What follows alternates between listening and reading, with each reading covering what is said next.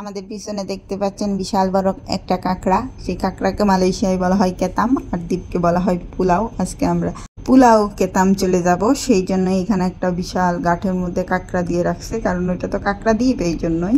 এখান থেকে বিভিন্ন কিছু দিয়ে যাওয়া যায়, এই যে এরকম ছোটো ছোটো যন্ত্রচালিত বোট, আবার হচ্ছে স্পিড বোট যেটাতে 2-3 জন করে যায়, আবার হচ্ছে ফেরি। আমরা ফেরিতে যাব, ফেরিতে উঠে বসে গেছি। আমরা আসার সাথে সাথেই ফেরি ছিল, তাই আমরা একটু তাড়াতাড়ি উঠে গেলাম। আর মানহার বাবা উঠেই প্রথমে মানহার ড্রেসটা পরিবর্তন করে দিচ্ছে। এখানে উঁচু নিচে জায়গার বোরকা পরে চলতে ওর একটু কষ্ট হচ্ছিল, সেই জন্যই বোরকাটা খুলে অন্য একটা ড্রেস পরাই দিয়েছে। এরপর মানহাকে নিয়ে একটু ছাদে গেছিলো, কিন্তু মানহা থাকে নাই। এরপর মানহাকে এসে ভিতরে রেখে মানহার বাবা আবার ছাদে চলে গেছে। আমরা ভিতর থেকে দেখতে পাচ্ছিলাম সবই, কিন্তু ছাদে গেলে নাকি একটু বেশি ভালো লাগে, কিন্তু আমি প্রথমে ভয় পাচ্ছিলাম, তাই যাই নাই। যাওয়ার সময় আমরা ভিতরেই বসেছিলাম, আর মনে হচ্ছিল যেন সাগর খুবই শান্ত, আর ফেরি যেন খুবই আস্তে আস্তে চলতেছে। যখন একটু নিচের দিকে তাকাইলাম তখন বুঝতে পারতেছিলাম যে ফেরি খুবই দ্রুত চলতেছে, কিন্তু আমরা বুঝতে পারতেছি না ভিতরে থেকে।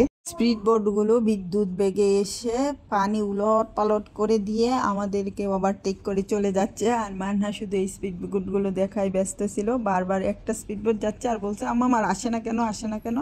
আবার যখন একটা স্পিড বোট আসে আবার সে খুশি হয়ে যায় নাচানাচি করে।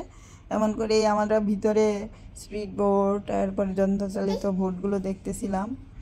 এরপর যখন আমরা একটু উপকূলীয় অঞ্চলের দিকে আসলাম, তখন সেইখানে ছিল শরতের নীল আকাশ, ম্যানগ্রোভ বন, আর সাগরের বিশাল এক মেলবন্ধন। নীলে নীল হয়ে গেছে সব, দেখতে খুবই উপভোগ্য লাগতেছিল, আসলেই অনন্য সুন্দর। না, এখানে সাগর পাড়িটাই হচ্ছে সবচেয়ে স্পেশাল ছিল। সাগর দ্বীপের মধ্যে দেখার মতো তেমন কিছু ছিল না। আমরা দ্বীপে পৌঁছানোর পর সামান্য কিছু আমি দেখাবো। আমরা দ্বীপে চলে আসছি। এই যে প্রথমে এই যে জেটিতে নামার পর আমরা যাচ্ছি দ্বীপের দিকে। দ্বীপের মধ্যে 6-7 ফুট একটা রাস্তা, সেটা দুই পাশে শুধু সি ফুড, বিভিন্ন ধরনের সি ফুডের দোকান। মনে হয় এটা চাইনিজদের এলাকা বলা যায়, বিভিন্ন ধরনের সস দিয়ে সি ফুডগুলো রান্না করতেছিল, তো ওদের জন্য হয়তো খুবই মিষ্টি গন্ধ, আমাদের জন্য খুবই দুর্গন্ধ ছিল। আবার হচ্ছে 6-7 ফুটের রাস্তায় ওই ব্যাটারি চালিত মোটর আর সাইকেলগুলো ভাড়ায় চালিত হচ্ছিল, তাই রাস্তা দিয়ে হাঁটতেও অসুবিধা হচ্ছিল। এরপর প্রচণ্ড গরম, আর ফাঁকা কোনো জায়গা ছিল না, খুবই গিঞ্জে গাঞ্জা অবস্থা। তাই আমরা দ্বীপের ভিতর বেশিক্ষণ ছিলাম না। ওইখানে আসলে দেখার মতো কিছু নেই, শুধু ওই সি ফুড। সব দোকানদারই চাইনিজ ছিল, চাইনিজরাই রান্না করতেছিল। ভিতরে নাকি মালায়ু দোকান আছে এক একটা, কিন্তু সেগুলো অন্যরকম। আমরা ওই দিকে আর যাই নাই, কারণ হচ্ছে যাওয়ার মতো অবস্থা ছিল না, আমাদের বেশি ভালো লাগে নাই, খুবই গরম ছিল। তাই আমরা ফিরে আসলাম এবং এসে ফেরিতে উঠে গেলাম। এবার আমি আর ভয় পাই নাই, আমিও ছাদে উঠে গেলাম মানহার বাবার সাথে। আমি মানহা 3জনই ছাদে বসলাম। ওই যে মানহা বাবার সাথে খুলে উঠে, শুধু ওইটা দেখে আমার আবার ভয় লাগে, যদিও সুন্দর করে দেওয়া আছে তারপরেও আমার ভয় লাগে।